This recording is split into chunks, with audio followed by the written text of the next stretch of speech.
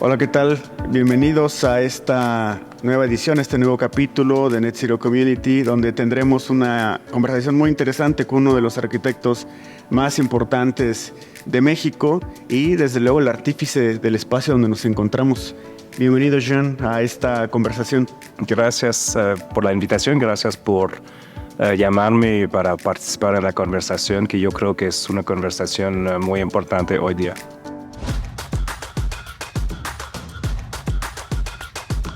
Net Zero Community. Tú eres el agente de cambio. Nosotros, el medio.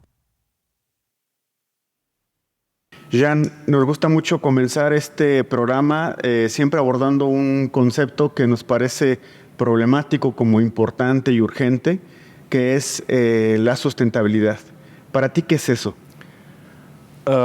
Sustentabilidad es un término muy general, muy amplio en lo que abarca en mi sentido. Es crear un sistema global que establece un equilibrio. Eso es sustentabilidad para mí. Y ahorita sí siento que no estamos en equilibrio. Hay tantos factores económicos, sociales, que hacen que seguimos los mismos paradigmas que hemos estado llevando a cabo a través de milenia, y revertirlos y ver cómo podemos establecer un sistema estable es algo muy difícil, por lo visto, pero algo que se requiere urgentemente. Estamos viendo a nivel social una reducción importante en el crecimiento, nacimientos.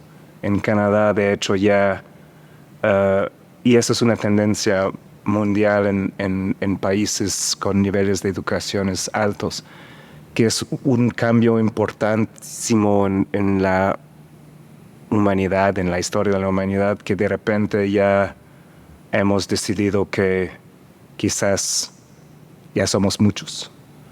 Jean, tú tienes... Y además Sí. y eso va un poco en contra de los factores más económicos, que hemos siempre establecido nuestras economías en base a crecimiento. Y el crecimiento siempre hace que nuestra huella y el uso de los recursos y el uso de todo lo que tenemos sea más rapaz y más feroz. Ese crecimiento hacia la base de nuestras economías a nivel mundial es algo que va en contra nuestro, ¿no? En términos de establecer un balance. Esa es la gran paradoja de nuestro tiempo, ¿no? ¿Cómo le hacemos para crecer sosteniblemente, ¿no? Que creo que no ha ocurrido, por lo menos los grandes emisores o grandes contaminantes no han logrado tener un desarrollo verdaderamente sostenible. Por eso nos encontramos donde nos encontramos, ¿no es cierto?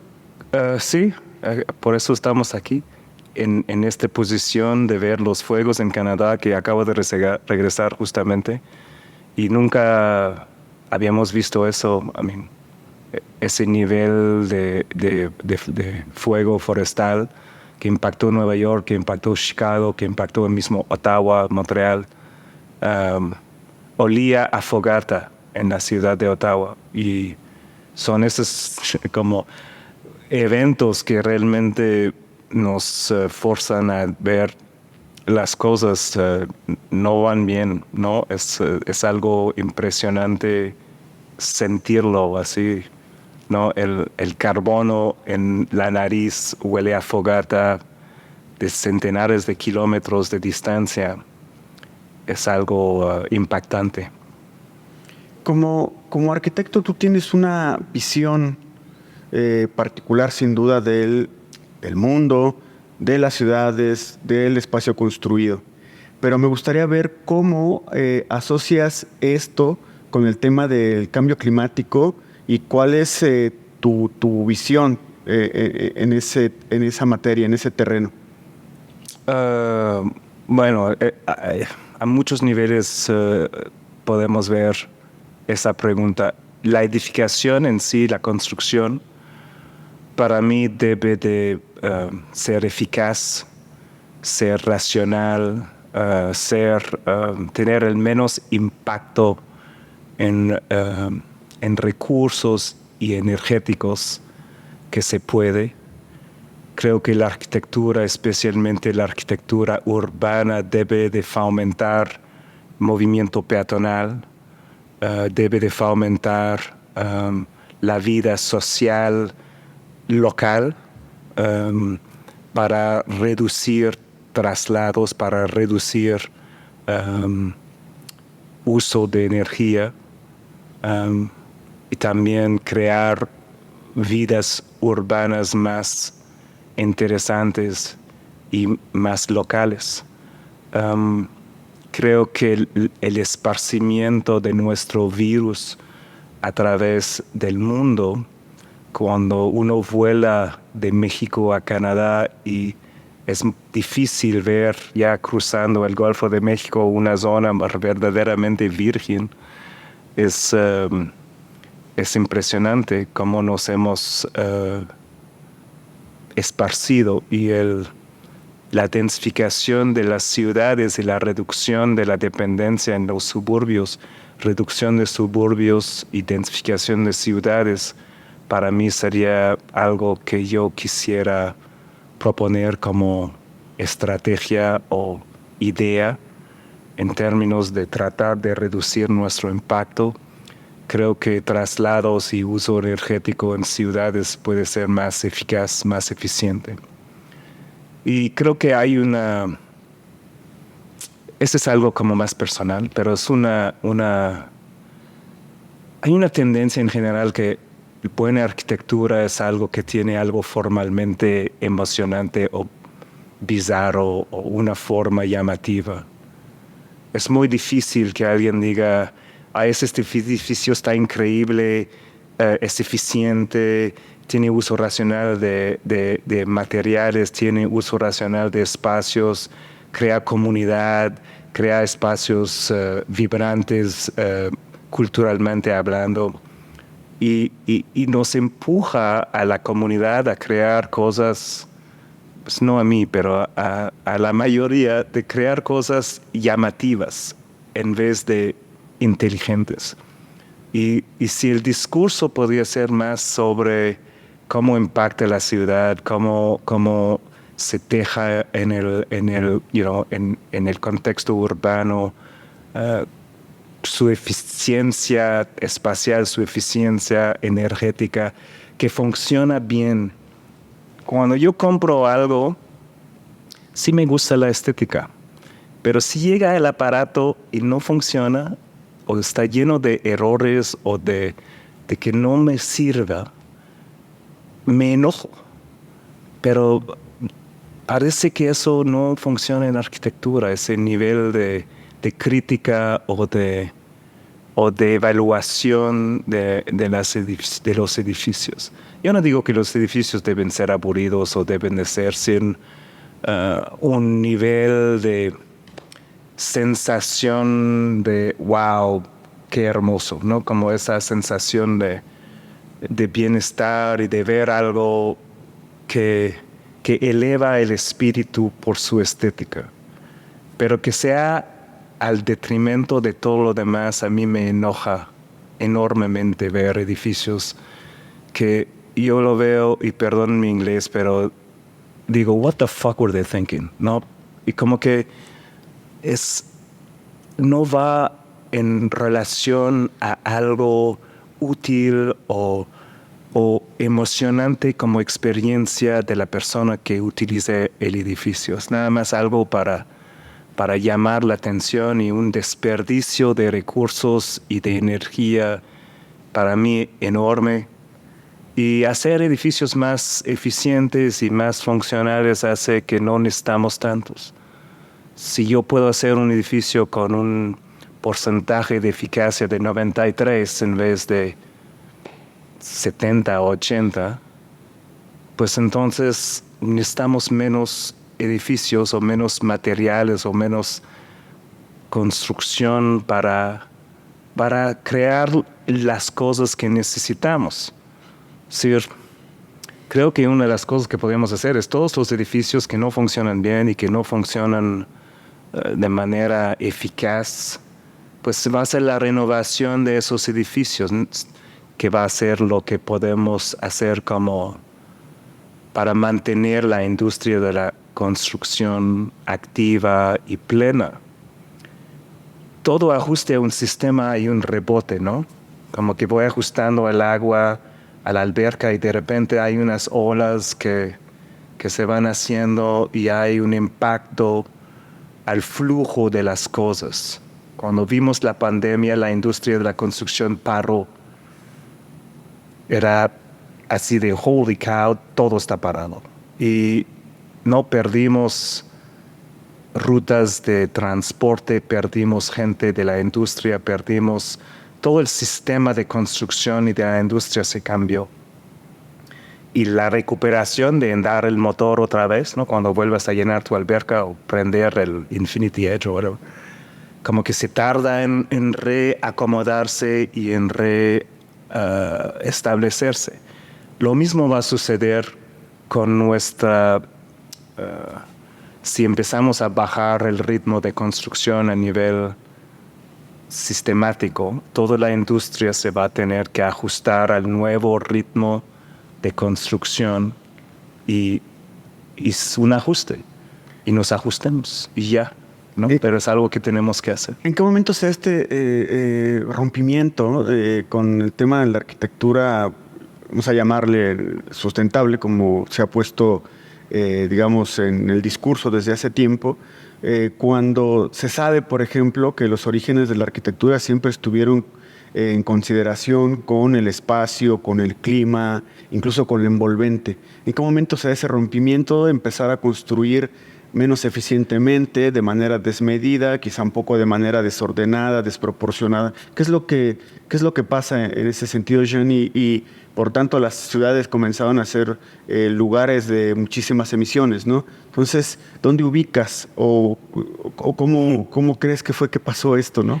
Pues al origen de la arquitectura era de protegernos del medio ambiente, ¿no? Era proteger, ¿no? Era protegernos del clima y de repente protegernos de los animales y de repente, ¿no? Como protegernos de las otras tribus que querían nuestras cosas. Pero nunca al principio pensábamos que el medio ambiente estaba en peligro. De hecho, en mi juventud, yo me acuerdo que entré a Nueva York, tenía 12, 13 años o algo así, no me acuerdo. Y olía a gasolina. Y sentí, esa es la energía de la ciudad. Eso era como casi como algo que celebrar, ¿no? Y estoy hablando de 70, 60, 74, 75.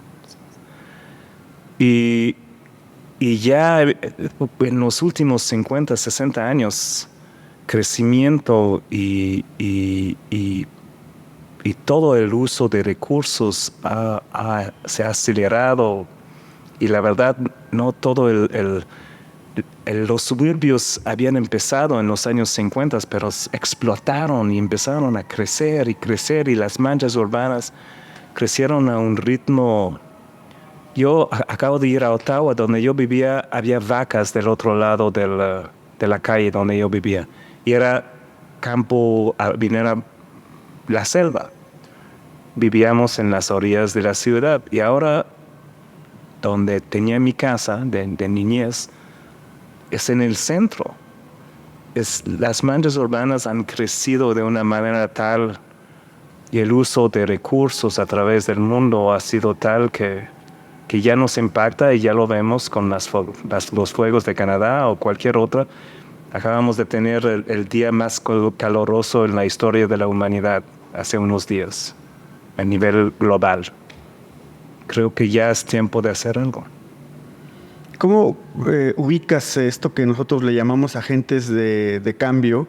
¿Cómo ubicas estas pequeñas capas de responsabilidad donde se encuentran varios actores? Tenemos digamos, a la parte política, a la parte de la industria privada, incluso las mismas personas de a pie, que son las que se usan y operan edificios como en el que nos encontramos. ¿Cómo ubicas estas responsabilidades y de qué manera, sobre todo, crees que podemos llegar a un consenso para poder resolver la gran problemática que nos aqueja, como es el cambio climático? Sí, cuando hablamos de sustentabilidad, hay varios factores, ¿no? Calidad del aire, uso de materiales, calidad del agua y uso energético. Y para mí, y eso es un punto de vista muy personal, el que más me aterra es el uso energético. De hecho, hay muchos debates que dicen deberíamos de haber utilizado centrales nucleares y que todo ese miedo al nuclear nos hizo construir plantas de carbono y de gasolina para generar nuestra electricidad.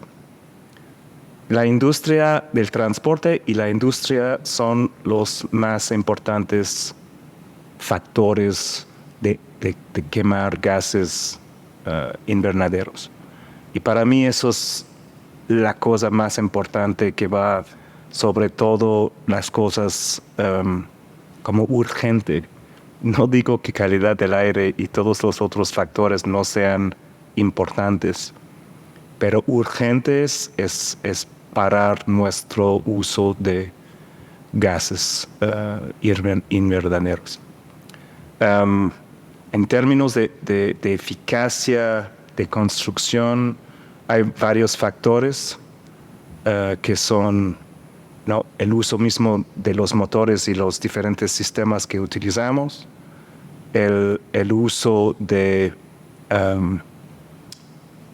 envolventes hiper eficientes para reducir el gasto energético para calefacción o enfriamiento, el uso eficiente de ventilación y de transporte vertical en lo que son los edificios altos, pero su impacto es menor si la calidad de la electricidad, menor en el sentido de gases invernaderos, si la fuente de la electricidad es limpia. Entonces, para mí, si podemos tener edificios 100% eléctricos, que no son en su mayoría, tenemos uso de agua y bombas, pero todo es casi eléctrico. Si podemos tener energía limpia y menos requerimiento de energía, eso es lo que mejor podemos hacer. Estábamos platicando antes del programa de el uso racional y eficiente de edificaciones. Lo más verde que uno puede hacer es no construir. Eso es como ¿Puedes repetir eso? Sí, lo más verde que uno puede hacer es no hacer nada, ¿no? Es no construir, es no tener hijos, es no, en vez de tener 6, tener 3 hijos, ¿no? Ya bajo mi huella de carbono, claro. 50%. Pero el uso racional de las edificaciones, como estábamos platicando de Airbnb, que Airbnb para mí es tomar infraestructura que existe y ver cómo la podemos hacer más eficiente, ¿no? Mi casa, cuando no está siendo utilizada de campo, pues ya otra persona la usa y, ¿no?, como que ayuda. Entonces, el primer cosa es, ¿realmente necesitamos una nueva edificación? 2, hay otras edificaciones que podrían ser utilizadas o reconvertidas o no, que lo más verde no es de reciclar, es de reutilizar. Es lo mismo con edificios. Entonces, uno es, ¿do I need it? ¿Necesito un edificio más? Si lo necesito, ¿puedo reutilizar uno que existe para cumplir esa función? si no puedo convertir uno y cambiarlo y transformarlo para utilizar toda la infraestructura que lo rodea y no necesitar ir a un terreno verde afuera. Y si lo construyo nuevo, pues hazlo lo mejor que puedes con la huella de uso energético más bajo que puedes lograr. Entonces, es a todos los niveles que tenemos que pensarlo. Y yo soy pro remodelación, pro conversión, y también bajar su huella, impacto ambiental a los edificios viejos, ¿no? Como los coches, el parque vehicular. No, renovar el parque vehicular, renovar a eléctrico.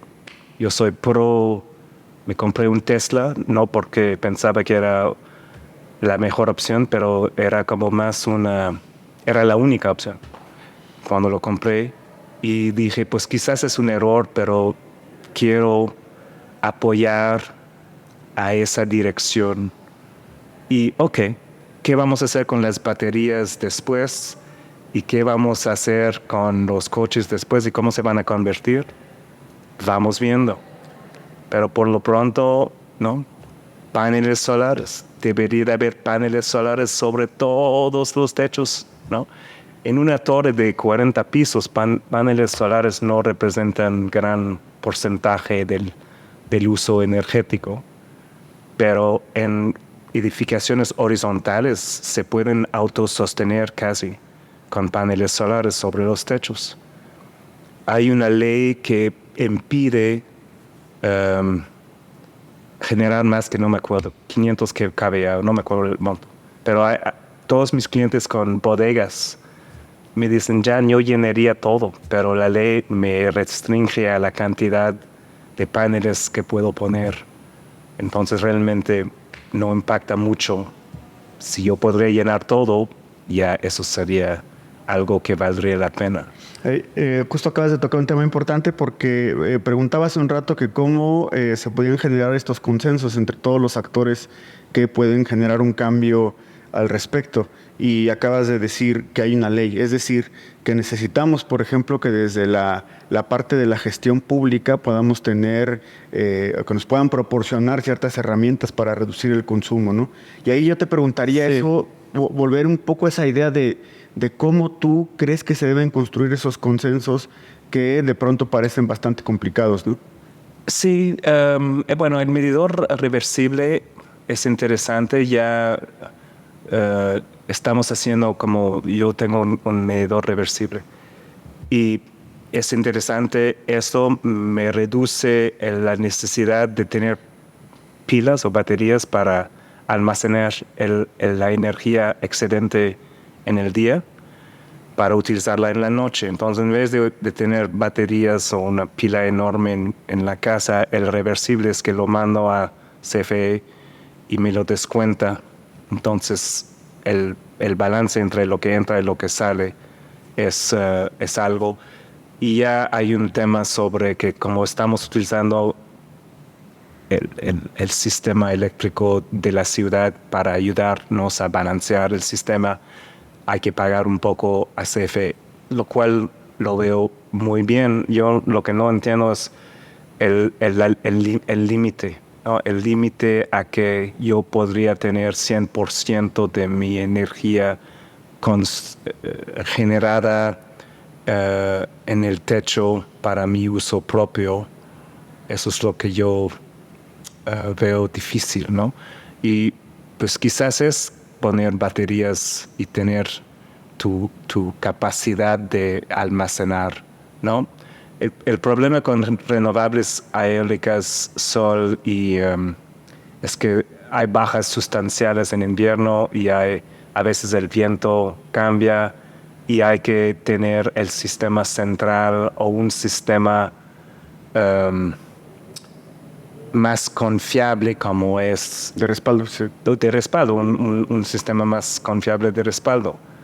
Pero yo creo que por ahí deberíamos de estar yendo como sociedad y ver cómo realmente tener no tener que mover la electricidad tan lejos, la podemos generar más cerca de su fuente.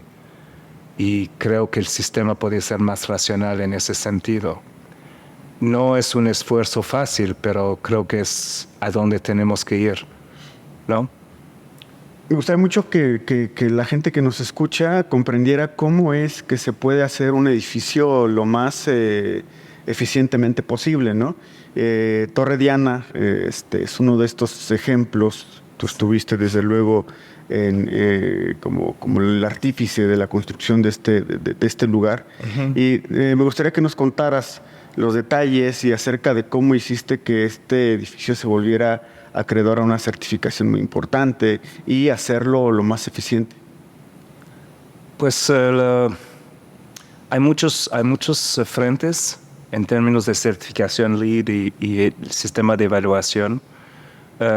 Uno es ubicación, de querer rellenar el centro de la ciudad y utilizar un terreno baldío para construir. Eso es algo positivo.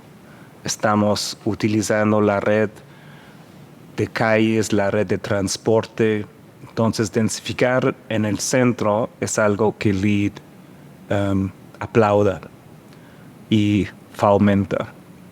Ya que se escogió el terreno para construir el edificio, el sistema constructivo y el sistema de cómo vamos a crear el edificio, sus componentes, más local su producción, mejor para el entorno.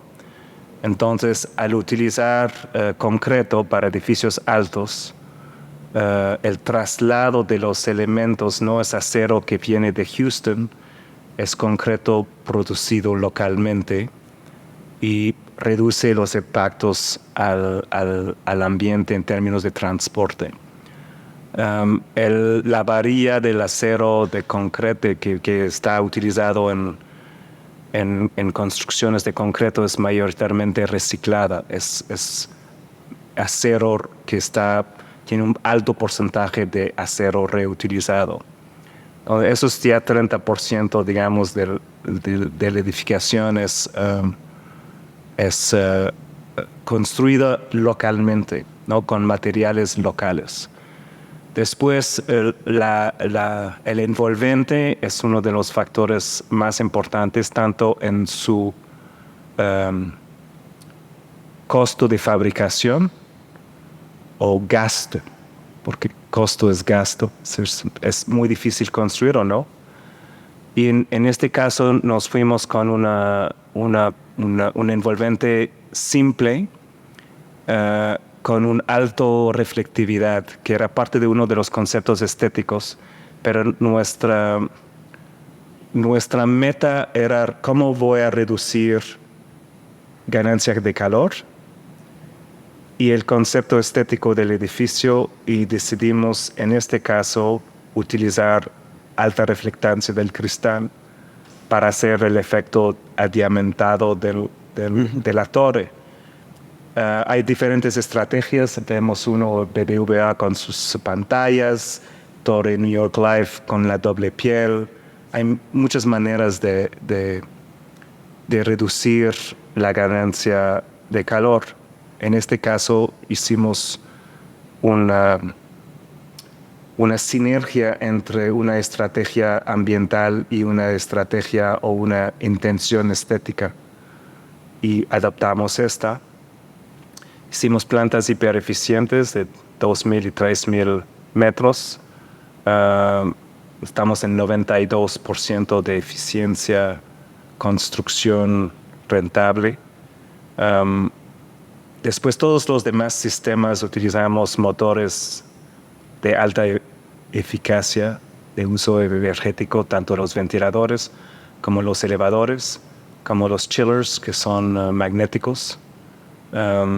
Decidimos utilizar más agua. Hay todo un debate en la ciudad sobre si se debe enfriar por aire o por agua. Aire es utilizar mucha electricidad porque necesitas muchos ventiladores para para generar el frío o la evaporación, ¿no? Y el otro es utilizar evaporación de agua y gastas mucha agua. En edificios de oficinas hay un balance entre el uso del agua de los baños, entonces reutilizamos esa agua, la tratamos y la reutilizamos para enfriar el edificio y después se evapora. Hay un uso doble del agua, pero no se recupera el agua. Es menos uso energético, es menos uso de electricidad. Entonces ese debate entre por aire y por agua, mientras la electricidad en México es sucia, prefiero por agua. Si podemos revertir, eliminar nuestra dependencia en carbono y gasolina para la producción de electricidad en México, que nuestro recurso es el sol. Todo el turismo, que es una de nuestras grandes industrias, es el sol. Y el gran problema es como el gobierno nada más tiene esa cosa de que lo que está debajo de la tierra es de él. No ve el sol como un recurso energético. Y ya necesitamos verlo. Es nuestro recurso principal a nivel mundial. Entonces, cuando ya vemos que la producción eléctrica del país es más verde, no produce gases invernaderos, pues ya voy a optar más por aire. We'll go with air. Tenemos un problema de agua en la ciudad enorme. Entonces ya ese problema también lo tenemos que considerar, ¿no? Jean, quisiera terminar esta plática con algo que me parece fundamental desde tu visión como un arquitecto que ha construido la ciudad, que le ha dado forma. Tienes varios espacios aquí construidos muy interesantes y me gustaría que nos dijeras algunas líneas, algunos puntos para contribuir a la reducción de la huella de carbono. Los que quieras, 3, 5 puntos que se te ocurran y que los tengas plenamente evaluados y que estés convencido de que esto sería lo que haría el cambio. Bueno, creo que hay muchas acciones que hacer. Empezar con uno, reducir nuestra propia huella de carbono, ver cómo realmente vivimos y cómo, dónde gastamos nuestro carbono. A nivel personal, que es algo pequeño, y a nivel profesional, que en algunos casos puede ser más importante. Actores más que influyen más en el uso y la dirección de la energía y cómo la utilizamos en la ciudad y en el país y en el mundo, pues yo creo que deben de poner esto más alto en sus factores que tomar en cuenta. Y como público debemos de exigirlo todavía más con nuestros votos y con nuestro diálogo con nuestros amigos. Creo que debe de empezar a ser más al frente de las discusiones de qué estamos haciendo y qué están haciendo nuestros gobernantes y las empresas en ese sentido. Hay dos maneras de influir, zanahoria y fuete, ¿no? El fue, no sé cómo se llama, ¿no? Como el látigo. Fuete. El fuete o el látigo, ¿no? El látigo. Entonces, más zanahorias, más látigos para empujarnos en una dirección correcta y más, ¿cómo se dice? Más urgencia en nuestras acciones de cómo puedo realmente hacer algo. Hay varios vertientes que a mí me importan en el uso energético de las edificaciones, pero realmente ahorita mi gran enfoque es sobre gases invernaderos y cómo reducirlos. Y eso es, yo creo, el enfoque de los próximos 10 años de mi práctica. Va a estar ahí. Jean, te agradezco mucho tu tiempo en esta conversación. Ojalá que juntos podamos seguir sumando para convertirnos todos en agentes de cambio para reducir nuestra huella de carbono. Gracias, Antonio. Muchas gracias a todos ustedes por acompañarnos en este segundo capítulo. Los invitamos a que nos sigan, a que estén pendientes de las siguientes emisiones. Nos vemos.